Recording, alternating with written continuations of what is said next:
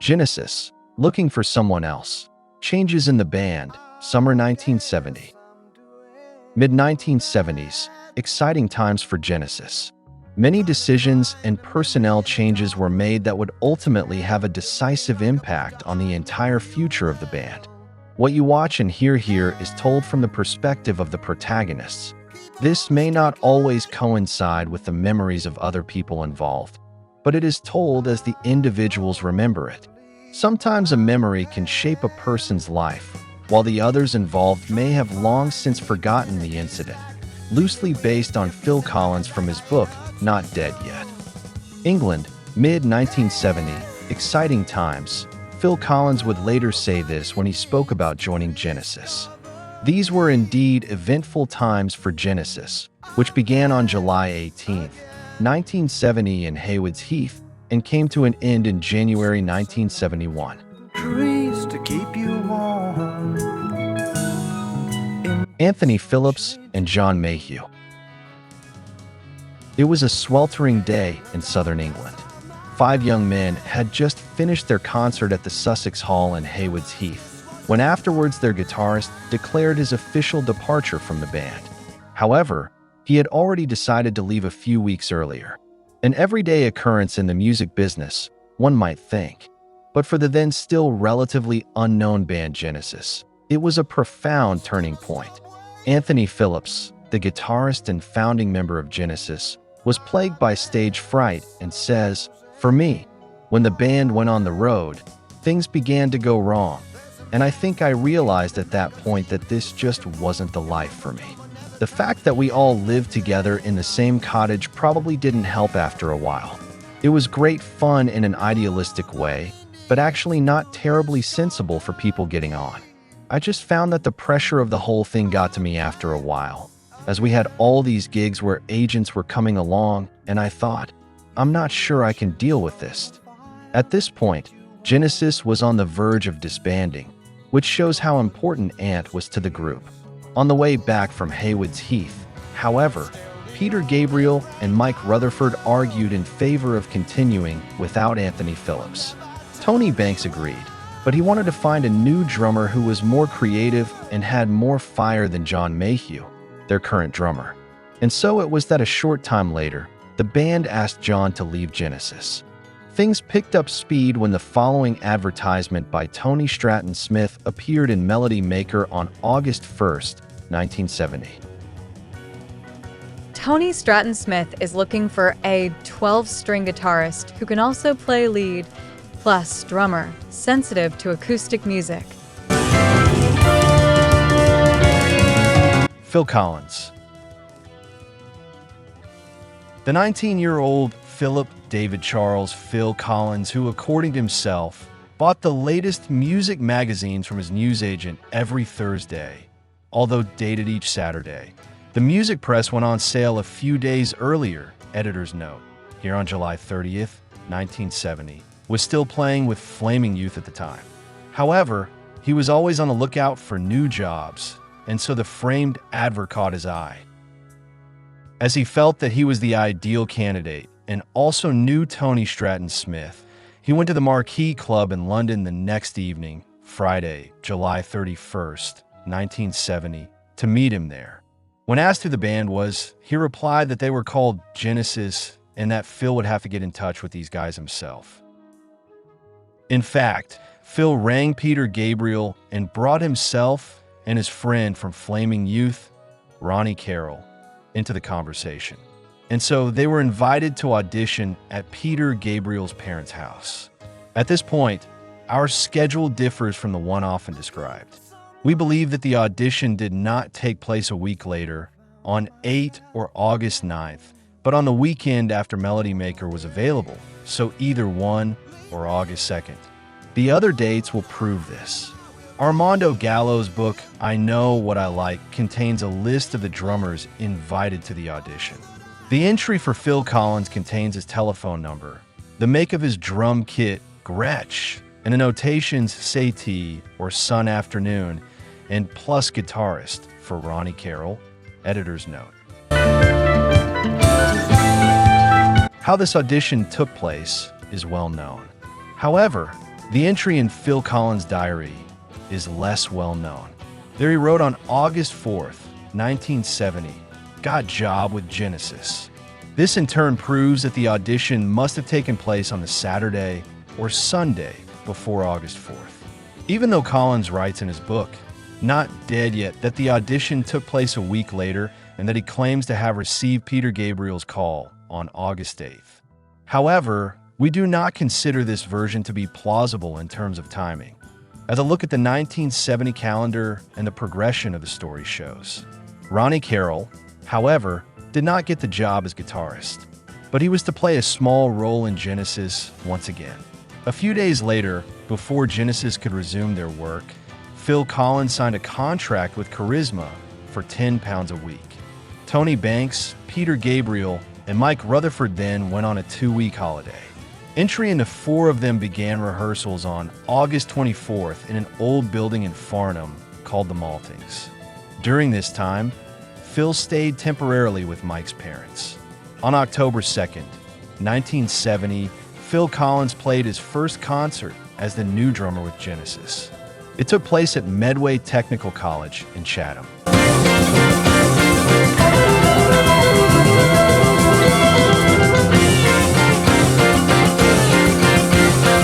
Ronnie Carroll. However, as Genesis had not yet found a new guitarist, they initially continued as a 4-man band, with Tony Banks playing the guitar parts on a distortion unit on his Hohner electric piano. But the band was to try again with Ronnie Carroll. Ronnie told the German Genesis fan club in an interview in 1997, "Phil got the job straight away, but I didn't make it. But Genesis couldn't find the right guitarist straight away, so I got a call from them some time later." The result of the call is the fact that I traveled to them to rehearse with them for 3 or 4 days at Mike Rutherford's parents' house. I ended up playing a single concert with them. Phil Collins has said in various interviews that this concert was a Friars show, but has not mentioned the exact location. You should know that Genesis gave 2 concerts at a Friars in October 1970, on October 6th in Prince's Risborough, and on October 23rd in Bedford. To understand why there may have been some confusion here, let's take a brief look at the Friars. Dave Stopps tells us about the beginning of the Friars. On June 2nd, 1969, Robin, Terry Harms, Adrian Roach, John Fowler, Jerry Slater, and I presented the very first Friars Aylesbury gig at the New Friars Hall with a post-psychedelic band called Mandra Paddle Steamer and folk singer Mike Cooper. 200 people showed up, and we lost 35 pounds, which was a huge sum in those days.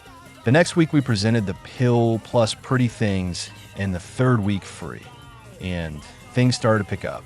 Every Monday for the next year, we presented the best bands we could get, including Black Sabbath, Edgar Broughton, Mott the Hoople, Blauwin Pig, King Crimson, Vandergraaf Generator, and Hawk Quinn, to name but a few. We also did a few foreign gigs in Dunstable, Bedford, High Wycombe, and even one in Prince's Risborough. Back to the search for Ronnie Carroll's only concert with Genesis.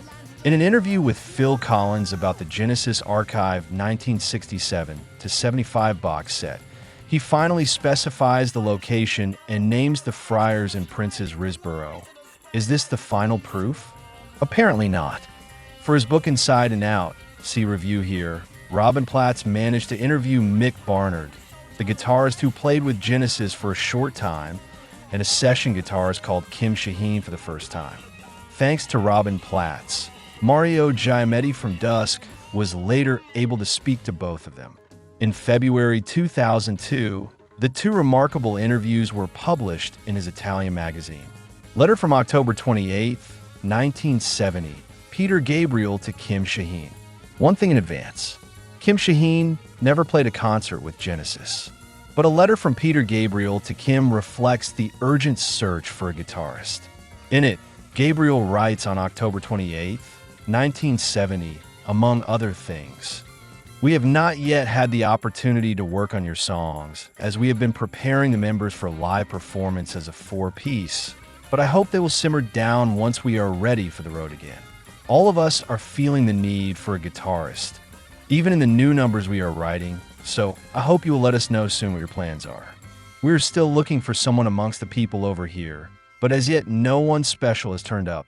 I think our state's tour has been put back to late in 1971, so I think you'll probably be back here before we are over in the US.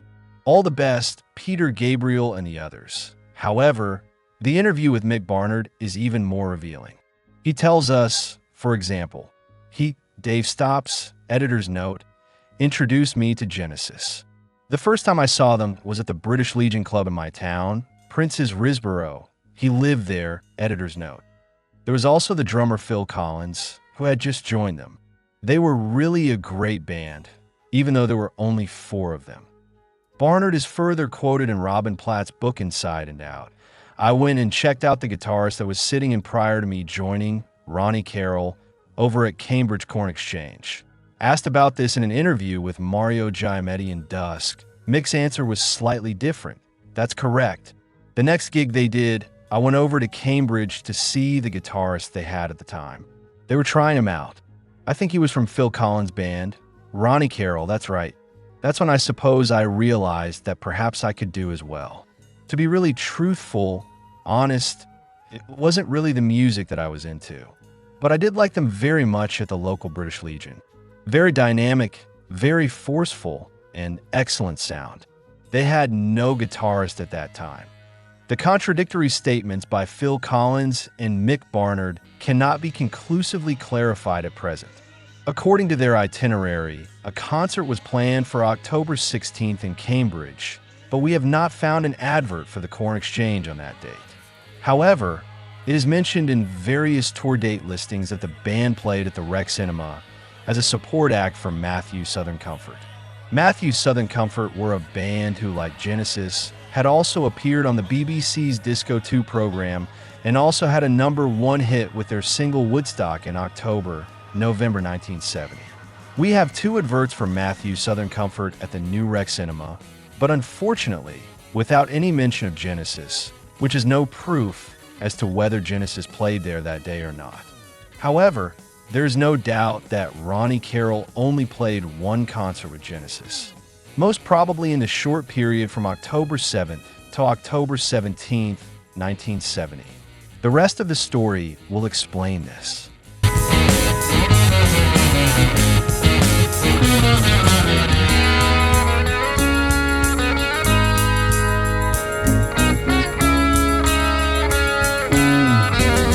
Mick Barnard.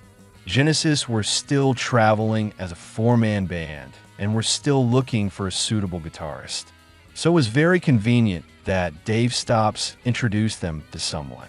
Tony Bank confirms this. We played a lot at Friars in Aylesbury, which was a great venue for us throughout this period, and we were friendly with Dave Stops, who ran it. He suggested we try Mick Barnard, who was a guitarist in a local group called The Farm. We auditioned Mick and liked his style. These rehearsals took place in mid-October 1970. Most probably, in the period from October 18th to November 1st, 1970, an otherwise concert-free period was used to prepare for the Trespass tour and to rehearse the new tracks on the album. Rehearsals were interrupted only by a single concert on the 23rd at Friars in Bedford, the day Trespass was released. On October 31st and November 1st, Genesis would take part in the 2nd Grand Benefit Festival at Sussex University in Falmer, Brighton. A poster and a flyer are available. Whether they actually played there on one of the 2 days is disputed. It is possible and understandable that the gigs did not happen in favor of further rehearsals with Mick Barnard. If this was the case, which we assume it was, the first concert with Mick Barnard as guitarist would have taken place on November 3rd at the Resurrection Club in Barnet. Unfortunately, we have not yet found any evidence in favor of either version. Mick talks about his memories of the first concert and the time he played with Genesis in Dust Number 38. Not really. No, I can't. There was a very busy period. I have got some documentation and some cuttings and things, but I couldn't give you the precise gig. I know my last gig. Oh yes, I remember some of the gigs. particularly places like Heriot-Watt University during the tour of Scotland and Farks Club. I remember that quite well. And the Lyceum. I'm pretty sure I did one of the Lyceum shows. The ones that I remember the most are the ones that are on my little yellow sheet, which Tony Stratton Smith used to give us. He would never spell Genesis correctly. He would put Genesis. And when asked about Genesis' first TV appearance on a program called Disco 2, Mick answers in the same interview in Dusk. Yes, very much so. It was quite a job. We actually had to take some equipment, which was silly as we weren't playing it. Yes, they did a nice backdrop, which from our point of view was blue, and they superimposed some war scenes on it. When that was broadcast, we were playing in Watford Town Hall, supporting Johnny Winter. And I rushed back because that was not too far from my house, and I just managed to get into my house to see us performing on Disco 2. But I've never been able to trace that copy. I'd love to have found a copy of that. I tried for months through the BBC, but apparently all copies have been deleted. Does anybody have a copy? In a search for further evidence of Barnard's time with Genesis, unfortunately, not much is available in the music press. On the one hand, there's an article by Jerry Gilbert in the music magazine Sound from December 26, 1970, which reports on the concert on December 20th in Godalming and also mentions Mick. Two other articles also discuss the change of personnel to Phil Collins and Mick Barnard. Ironically, these two articles only appeared at a time when Mick Barnard was no longer part of the band. The report of an eyewitness to the concert on December 16th, 1970 in Aylesbury is also interesting. Yes, Genesis did play a show at Aylesbury Grammar School with Mick Barnard. I know, as I was there. Admittance was for the school's pupils only, so I took a microphone with me, and without missing a beat, I waved it at the door manager, saying roadie, and walked straight in. I saw them a few weeks later at Aylesbury College with Hackett. Long after the gear was packed up, I remember the band sitting in the middle of an empty hall in Collins, saying, "I never want to hear the name Farm ever again." Talking of Farm, I saw many concerts by them. They were a wonderful band that included drummer Paul Hammond, who replaced Carl Palmer in Atomic Rooster, and bassist Nigel Harrison, who played in Silverhead, Blondie, and Checkered Past. Mick Barnard's time with Genesis came to an abrupt end on January 5th, 1971 in High Wycombe, directly after the concert where Mick's old band Farm was, piquantly, the support act. Mick recalls in Dusk as follows. I went there with Genesis, and obviously I thought I was in Genesis. The support band was my old band, Farm. They had a new singer and a new guitarist. We did the gig, and we went down quite well. At the end of the gig, Peter called me to talk about the back of the van. It was just Peter Gabriel and me. I think the rest of them were having a drink, and that's where he explained to me that they had got another guitarist. He said they'd get my Benson Echo unit, which was faulty, repaired, and paid for. When asked if Mick ever felt part of the band, he continued in the Dusk interview. "No, I don't think so. I pretty much tried to get them to say if I was in or out because I had really dropped my career to be with them. And I didn't think I was going to be in the band that long, obviously not knowing what success was to come. I don't feel cheated by anything. It was just a very nice experience at that time. I feel that they could have been a little bit more honest with the situation, but they just kept saying, 'We'll let you know.' At first glance, the timing of the end seemed strange, as Genesis then had to play a few more concerts as a foursome. But not for long.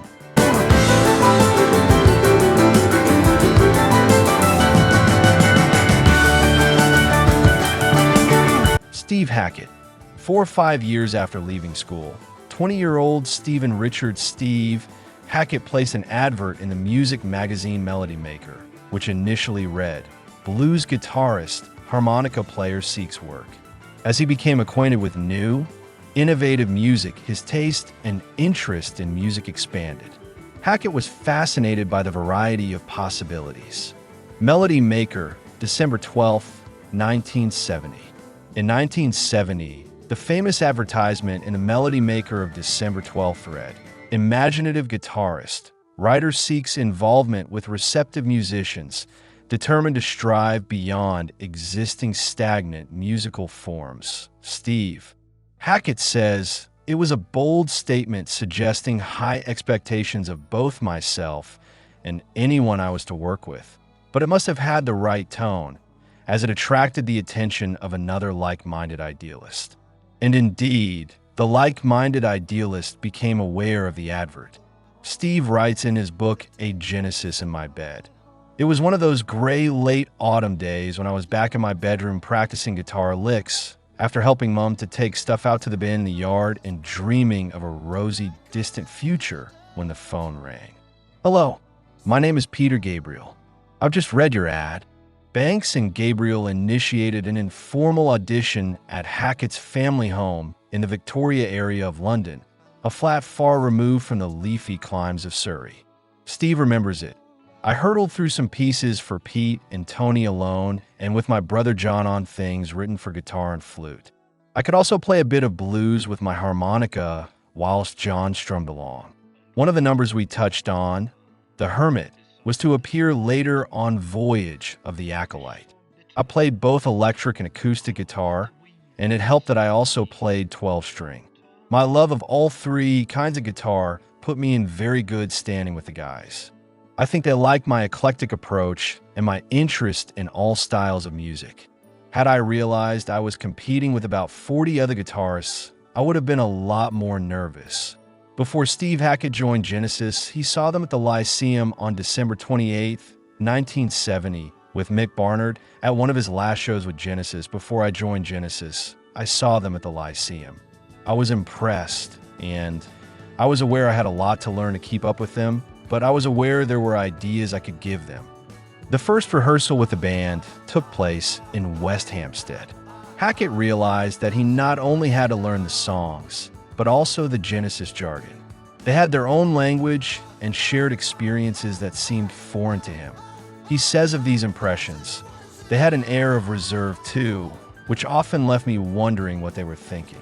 They were patient with me, though, and Richard McPhail, who was always on hand to support us as a close friend, roadie, and in-house therapist, was very reassuring. He said my attitude was right because I wanted to improve. The band's music fascinated me. At this point, it was as much acoustic as electric, with elements of heavy rock and occasional bursts of frenzy." The first concert Steve played with Genesis was at London City University on January 14, 1971. Phil Collins remembers this gig as a minor disaster. Mostly, the gigs are conducted in a fairly professional manner. Get there, get on, get back. A few joints, but no body bacchanalia. The closest we get to that is at a show at London City University, which happens to be Steve's first gig with Genesis. Our stage time is later than advertised, so I pass the time by syncing a few Newcastle Browns. By the time we're on stage, I'm all over the place, literally. I do all the right fills, but do them 3 inches to the right of each drum. Forget air guitar, this is air drums. Afterwards, I'm wincing. What must this new guitarist think? First gig, and the drummer's pissed. That is the first time I'm ever drunk playing, and it will be the last. But even the new guitarist thought the performance was not that good. The London University gig was a baptism of fire. I wasn't used to doing live gigs at that stage. The material was new for me, and there was so much to get right. So I used a Rose Morris Shaftesbury duo fuzz. I couldn't stop it feeding back, which threw me, and I played so many bum notes. Then I wanted to crawl off the stage and die. I was convinced they were going to sack me, but no one complained. Revelation. The aliens had sympathy. They could see what was going on and were giving me a new chance. The next gigs went better, and Steve remembers that the gig in Bangor, Wales, where the Beatles had traveled to see the Maharishi, was a much easier experience. Very few people showed up, but now I had a Marshall Super Fuzz, which worked, and I played sufficiently well to redeem myself. I was happy to get through it, and I passed the test. The show at the Lyceum was terrifying, as it was such an important venue. My mother said I looked green, but I did okay, and the show was well attended. I was still so nervous that I forgot to walk off stage at the end, and Richard had to lead me off. "It's over now, Steve," he said with a gentle smile. Once I was backstage and normalizing, I realized I'd passed the test. This was what I'd been building up to all these years, and it was working. This marked the beginning of a new era for Genesis, and the classic phase with Tony Banks, Phil Collins, Peter Gabriel, Steve Hackett, and Michael Rutherford. Author, Peter Schutz. Editing, Alex Sturm and Helmut Janisch. Research, Peter Schutz and Alex Sturm. Special thanks go to Mario Giametti from Dusk for his help. A flower?